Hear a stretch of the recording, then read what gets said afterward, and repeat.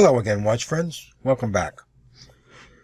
The latest addition to my watch collection is this beautiful Grand Seiko SBGT 241 high accuracy quartz.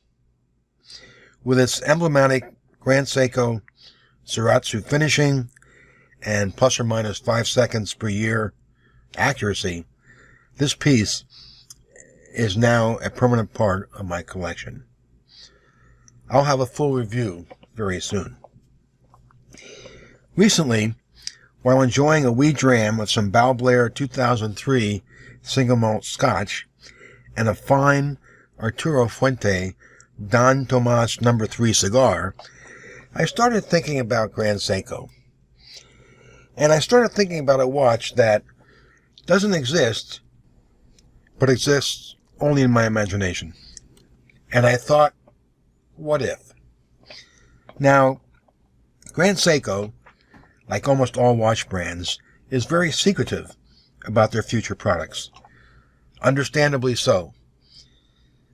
Therefore, I have no idea what models they plan to introduce in the near or far future. So with that said, let me share my thought experiment that occurred recently.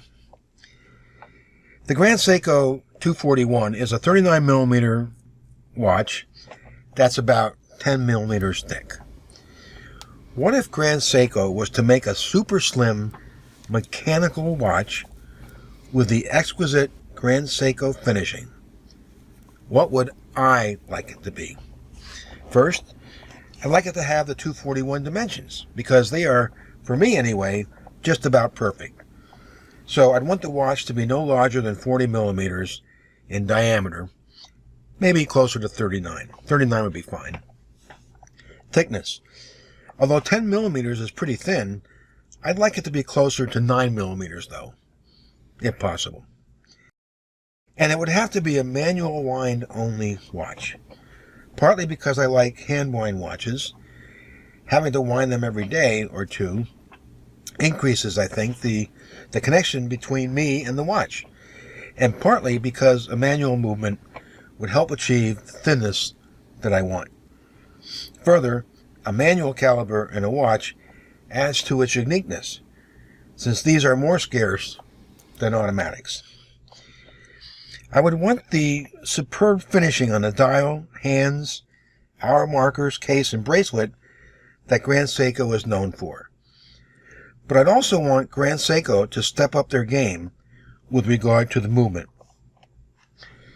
With the requisite display back, I'd want to see Tokyo stripes, beveling, hand finishing, and other handwork on the movement. I know they can do this kind of work, but would they? Also, it would not be a limited edition. Limited editions only make the piece more difficult to obtain and increase the actual selling price. Make it a standard production model, please.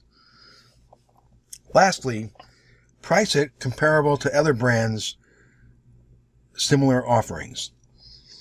If JLC, as Jaeger LeCoultre, can sell an entry-level master control for under $7,000, why not Grand Seiko?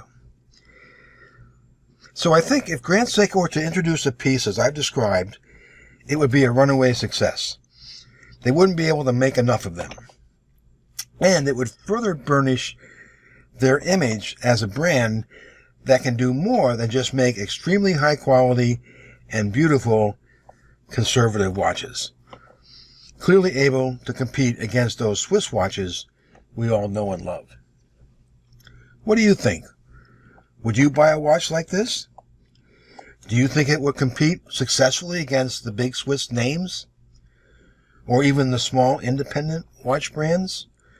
Think of it this way. If Richard Habring can make a supremely high-quality manual wind watch for $5,000, granted, with not much in the way of finishing on the movement, a company with the resources like Grand Seiko could do the same with extremely high fine finishing. I'd buy this watch. Would you? Grand Seiko, Are you listening? Probably not. Anyway, I'm Art Lamberger, and this is my channel. Thanks for watching. Please subscribe to be alerted of the future videos, if you feel so inclined. And until you return, see ya.